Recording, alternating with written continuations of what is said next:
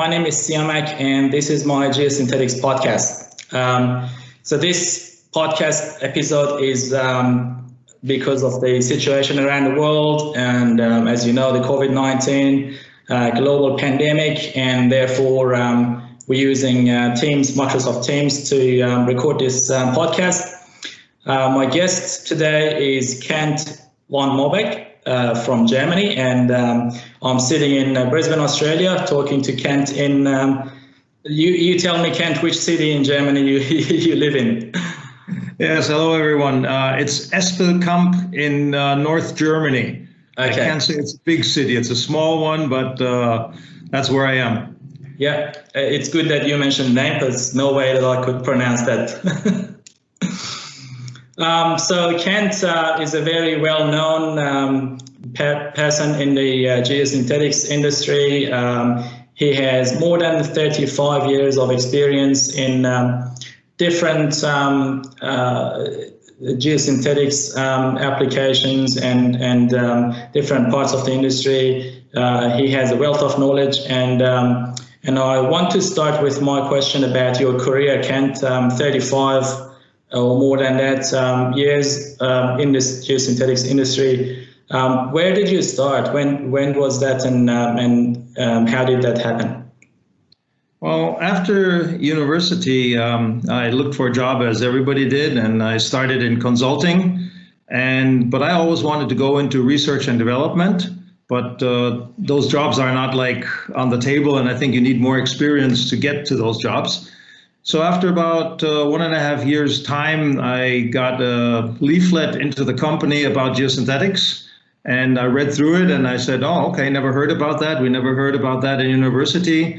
And so I thought it was interesting, and then I just put it in the files and said, okay, maybe one of these days I'll use it and need it. And then a month later, maybe, there was an open position at a big company. At that time, it was the company Höchst, also maybe known as Höchst Celanese, who produce Travera spunbond material. And they were looking for somebody, a geotechnical person for research and development in geosynthetics.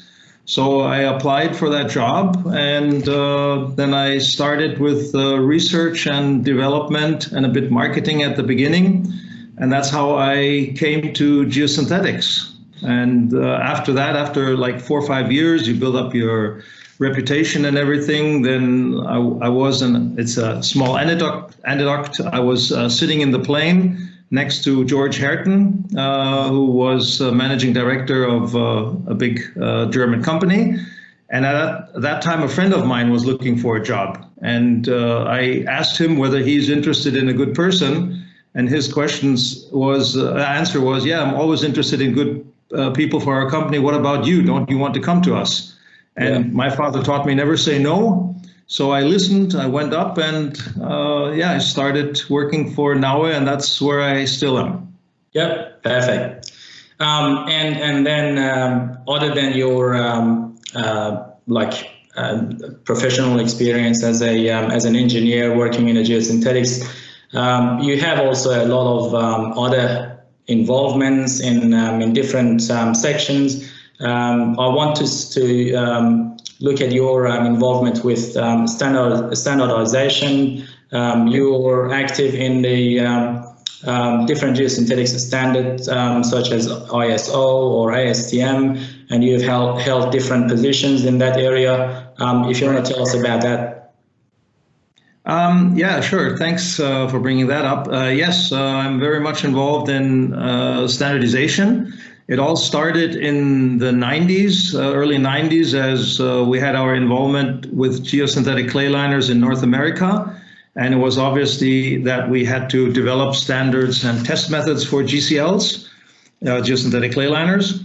And so that's where I started. And in the meantime, and that group, I'm leading the geosynthetic clay liner group. Also at SEN level, I'm in charge as convener of all barriers and the head of delegation for the ISO standardization group. So there's a lot of things happening there. I think it's important that you have to be involved in them. You have to either as an engineer or a researcher, I think if we don't have the standards and people are fighting against, I'm using this method, the other guy's using that test method, they don't get together, the values don't tell you the same thing, you have a wrong basis. So I think it's important that we, for all geosynthetic groups, that people get involved there and bring in their experience, and also not necessarily always to develop new test methods, but over the years, you have to improve them. Like if we look at the free swell test method as an example, we started with that one and we have a variation between labs of 40–50% in results. So you have to improve that over time. You have to do round robin tests. You have to find out where did we make a mistake, or where is it maybe not described perfectly. Also, the products continue to develop. Like in GCLs, we have polymer modified bentonites. They don't work with the free swell test method because it doesn't tell you anything about the bentonite. It tells you more about the polymers. So maybe we're too fast with a few things and too slow with the others, but I think that's a very important part to get things done. At SEN level, the situation is a bit different because in SEN level, we're trying to unify the European market and get CE certification. So basically saying that we want to have free trade and you have to have a basis. There, it's more a political issue. You have to speak with the people of different countries. You have to try to get their attitudes together. And you can imagine that if you have an Italian, a French, a German, a Swiss, just to name a few, in one group, they all have different attitudes and interests, and also their personalities are different. And there you're more the moderator and trying to get those things. But I think it's important that we work on these things and discuss, and don't try to use them as an advantage for a product group or the other one. So I think you have to shut off your commercial thoughts, and you have to try to look at it from the technical point of view. And that's for sometimes a bit difficult, because in the background, of course, you're paid by your company. Mm-hmm. But if you keep and that's my attitude at least, or I try to do that, I'm an engineer. So I've tried to keep it on the engineering side and say, okay, is this engineeringly correct or is it commercial? And so I try to follow that path. So I think it's important that you do work on those things. Yeah, absolutely. And keeping everything unbiased and purely technical. So I also know that you teach in a university in Germany. So I think that comes from your interest in teaching generally. What do you find interesting in doing that? And you've been doing it for years and years. And what do you enjoy most about that? Let me start out what I don't enjoy most of that. What I don't enjoy most of that is that the students every year have the same age and I get a year older every year. Teaching is my passion. I love to, and that maybe also goes in presenting. I love to give what I learned to young people, because I learned as I was a young guy a lot from my professors, and I had that attitude that I went up, I spoke with them, and I listened to them. And it is the same what I do. I mean, our industry is so small and so unique. It's a specialist industry. You know, you don't just go to university and learn about these things. You have to teach it. So that the professors typically, and I don't want to say all of them, but a lot of the universities are not set up for teaching geosynthetics. It's getting much better. So I think I'm doing this now 18 years already, where I started. My first university. So I have 2 universities here around the area where I give lectures. I have a few more asking, but I just can't handle that much. Otherwise, I could be a full-time professor.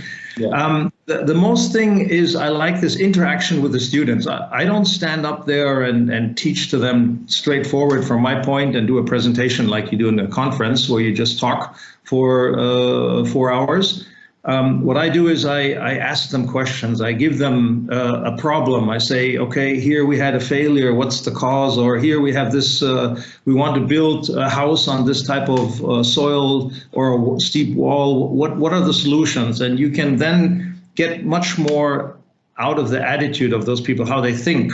And it's interesting that it's every year different. But students from every year have a different approach on things. Sometimes they come up with very good ideas. Sometimes it's like they say nothing, and then it's a bit difficult to activate them. Yeah. Also, what I like very much is that afterwards you have interested students who want to do their bachelor or their master's on geosynthetics, and then you can give them a topic which you cannot do in your day-to-day business. You just don't have the time. And it's not things where, you want to compare product A with B. It's something I always wanted to know. How does this material perform with that? Or what happens if I do this? Those questions I have as a researcher in my mind. Yeah. And then I can give it to the student. And at the end, it's also a good possibility to search for resources for the future. You make contacts which last. I mean, I have students which did their bachelor and master's years ago. I still have contact with them. They still contact me if they have a question, and they remember you and I remember them, and that's positive. That's really the best of all. Exactly. It's a very strong feeling that you see how your students actually developing into their profession in the future. Yeah. So my other question is about your involvement with society activities. So IGS, International Geosynthetics Society, is a good example. I sort of do similar things, and I have my passion in society activities. I know you have been doing this for many, many years, and you're still involved. You have held different positions in different parts of the world, and very active in the Geosynthetic Society. Tell us about your experience, or what do you find interesting in those activities? Well, we have these societies like the IGS or the GSI, the Bob Kerner Institute. We have those. We have the EAGM, the European one, the GMA, IBG, the German one, and the Australian ones. So they're all over the world. Mm-hmm. And I think it's our passion. What we have to bring in is again, it's like teaching. We have to bring out the word of geosynthetics because they are sustainable. They are economically wise, ecologically, they're good products. We have to teach those things. And you can do that alone, which is difficult, or as a company, which is difficult, or you can do it in a society with a group of people together, and then you have the mass of people behind you spreading out the message. However, you need horses in there. You need people who pull the wagon and do something. And I personally, I'm not the person who sits back and just does nothing. I know that I step up with my voice. It's not always well received if I tell the opinion which others don't like, but I don't care too much about that because I think we have to express what we think to get discussion rolling on. It's like the devil advocate. You need those people. And I just love doing that. It's because it's like teaching. I know you organize those workshops, you get the community together, you're doing things for the industry because at the end, if the geosynthetics cake doesn't grow, but we're getting more companies in it, it's not going to pay back, especially for manufacturers. So that's, again, what I think you have to get involved. You can't just sit back and complain. That's not the right position. You go in and complain and do things and take responsibility. And as I said, the TC Barrier group, as an example, we couldn't accomplish everything we wanted to do because sometimes your mind thought is much further. You think you can do more, but then you again have your other job, which you have to take care of.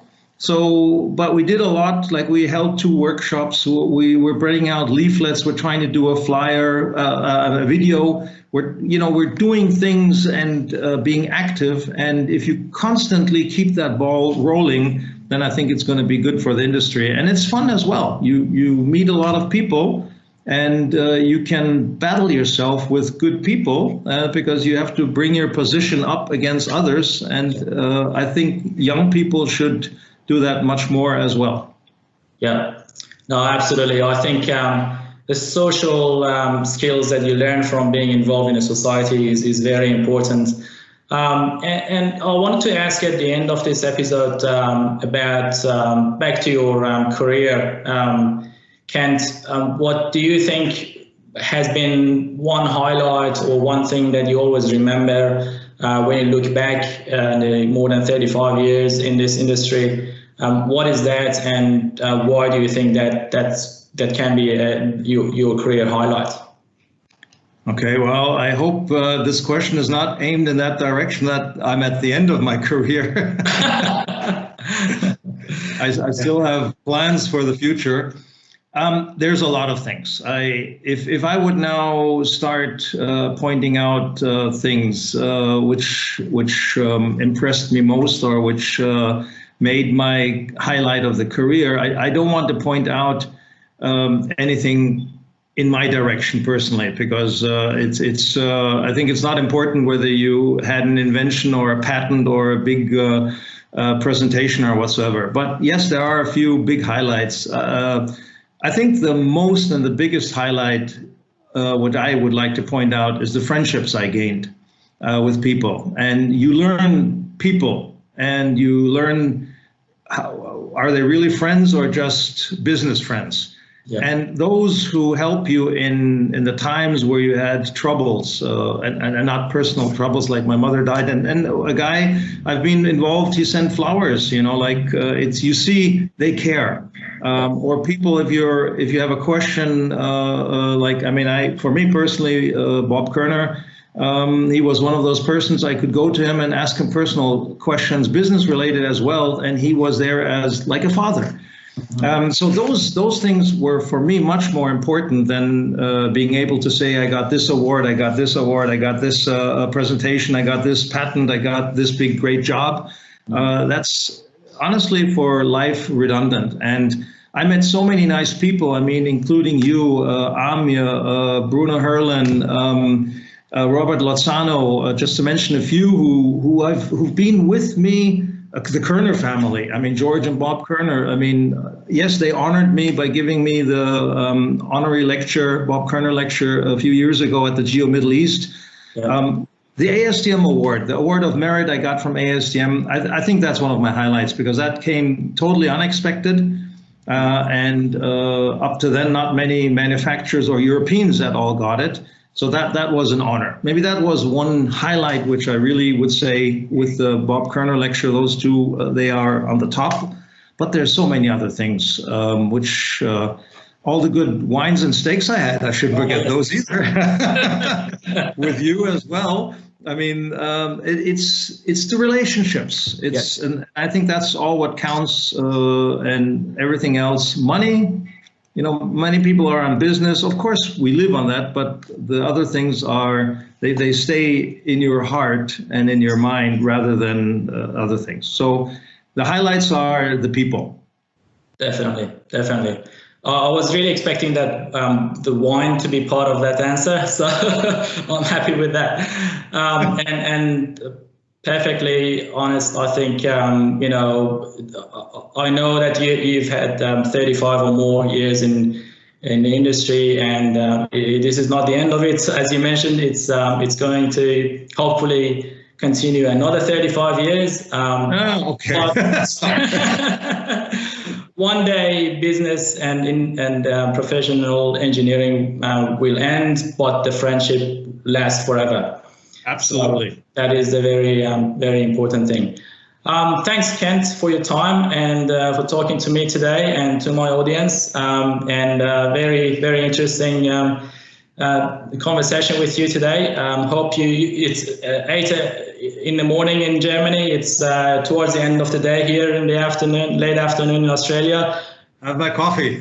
Yes. Enjoy your day. And thanks very much. Thank you very much, and good luck with your fantastic podcast. I really think it's totally, absolutely interesting, because you're going to the people and asking questions about them as well, and that's good. Keep on with it. Don't stop. Thanks a lot. Thank you. Glad to hear that. Thanks, Ken.